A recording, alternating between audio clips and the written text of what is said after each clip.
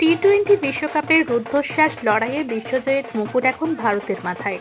আর নীল জার্সিধারীদের এই ঐতিহাসিক সাফল্যে সারা দেশের সাথে উৎসবে মাতল বীরভূমের রামপুরহাট। মাঝরাতেও ঘুম নেই শহরের চোখে। তেরেঙ্গা হাতে রাজপথে নেমে বিজয় উল্লাসে মাতলেন রামপুরহাটের যুব সমাজ।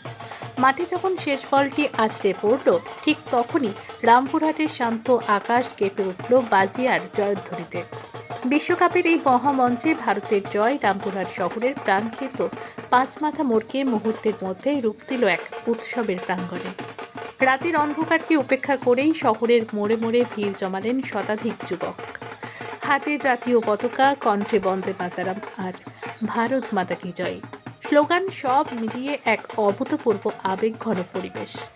মিছিলে সামিল যুবকদের উচ্ছ্বাস ছিল চোখে পড়ার মতো। কেউ বাইক নিয়ে পতাকা উড়িয়ে শহরময় পরিক্রমা করলেন, আবার কেউ বন্ধুদের সাথে আনন্দে মেতে উঠলেন কোলাকুলি করতে।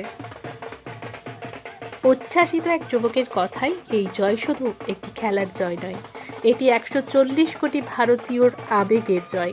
আজ আমরা কেউ ঘুমানোর কথা ভাবছি না, আজ শুধু উৎসবের রাত। রাত যত বেড়েছে, রামপুরহাটের রাজপথে ভিড় যেন আরও উপচে পড়ছে। শীতের আমেজ কিংবা রাতের নিস্তব্ধতা, কোনো কিছুই দমাতে পারেনি এই বিজয় উন্মাদনাকে। তেরেঙ্গার নীল সাদা সবুজ রঙের আভায় ধুয়ে মুছে গেল সব ক্লান্তি।